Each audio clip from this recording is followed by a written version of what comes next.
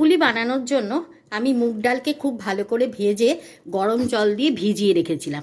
গরম জলটা পুরোটা অ্যাবজর্ব করে নিয়েছে। এইবারে অল্প একটু জল দিয়ে আমি এটা মিক্সিতে ডালটাকে পেস্ট করে নেব। তোমরা কিন্তু কুকারেও সিটি দিয়ে সেদ্ধ করে নিতে পারো, কিন্তু জলটা একদম যাতে টেনে যায়, মানে খুব অল্প জল দিতে হবে। এবার আগে মিক্সিতে পেস্টটা বানিয়ে ফেলি। দেখো এখানে পেস্টটা অর্ধেক পেস্ট হয়েছে। আমি কিন্তু এই ডালটার মধ্যে অল্প ঘি মিশিয়ে পেস্ট করছি, এটা আগে বলতে ভুলে গেছি। পেস্টটা অর্ধেক অর্ধেক পেস্ট হয়েছে। এখনও এটাকে ভালো করে পেস্ট করতে হবে।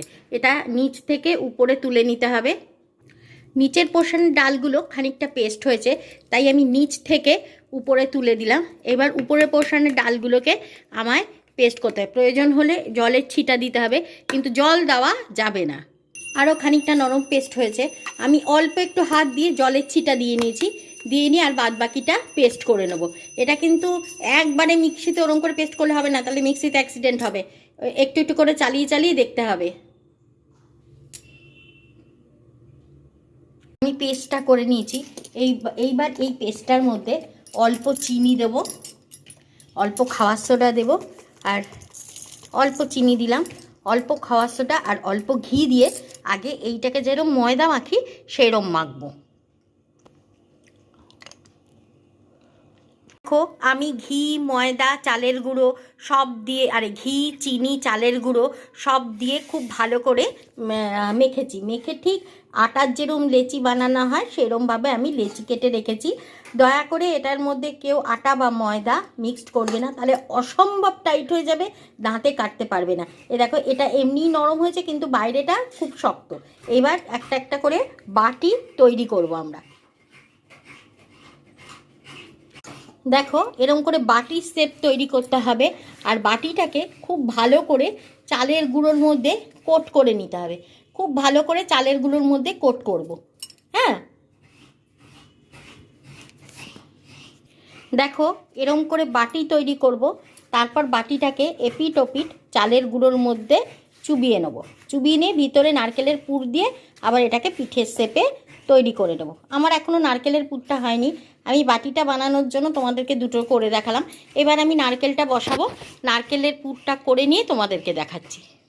আমি নারকেল আর খেজুরের গুড় দিয়ে এই ছই বানাবো বলে এটাকে খুব ভালো করে মেখে নিয়েছি। এবার এটা কড়াইয়ে জাল দিয়ে একটা ছই বানিয়ে নেব।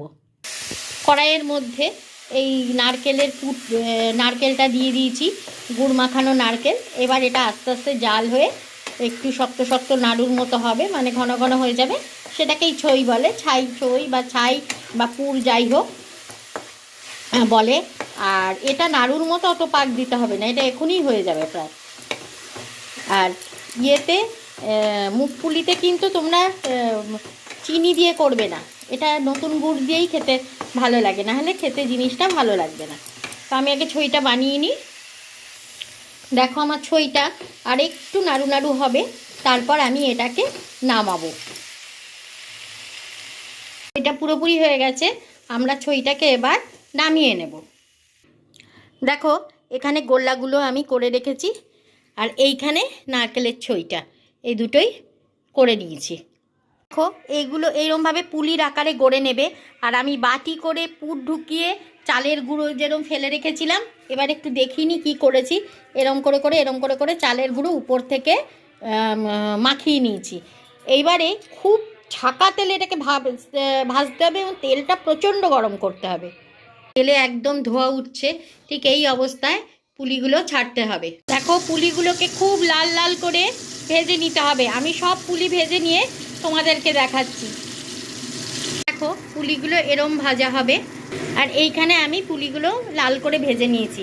এইভাবে ভাজাটা এখনো হয়নি। একটা কথা বলি, এটার মধ্যে আটা বা ময়দা দিয়ে মিশিয়ে যদি তোমরা মাখো, প্রচণ্ড শক্ত হয়ে যাবে, সেটা দাঁতে ছেঁড়া যায় না। এই পুলিগুলো হয়তো একটু নরম হয়, একটু ভেঙে ভেঙে যায়। যদি মানে পুলিগুলোকে খুব ভালোভাবে ঠান্ডা রসে চোবানো হয়, তাহলে ভাঙে না, রসটা সুন্দর টেনে নেয় আর নরম তুলতুলে হয়। আমি এই পদ্ধতিতেই করি। তো পুলিগুলোকে আমি ভেজে রেখে দিয়েছি, এবার আমি রসটা তৈরি করে নেব। দেখো এখানে একটা হালকা রস তৈরি করার জন্য আমি জল দিয়ে দিয়েছি। এবার এর মধ্যে গুড় দেব।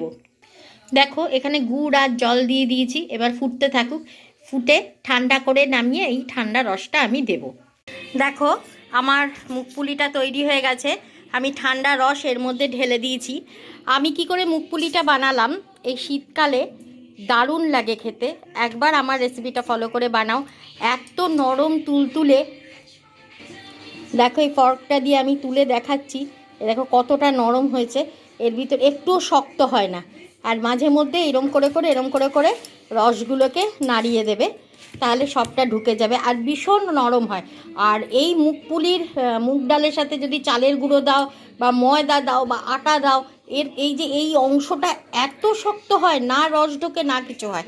তো আমি এই সিস্টেমেই করি। তো চলো আমার চ্যানেলের পাশে থেকেও লাইক করো, কমেন্ট করো, শেয়ার করো, সাবস্ক্রাইব করো প্লিজ।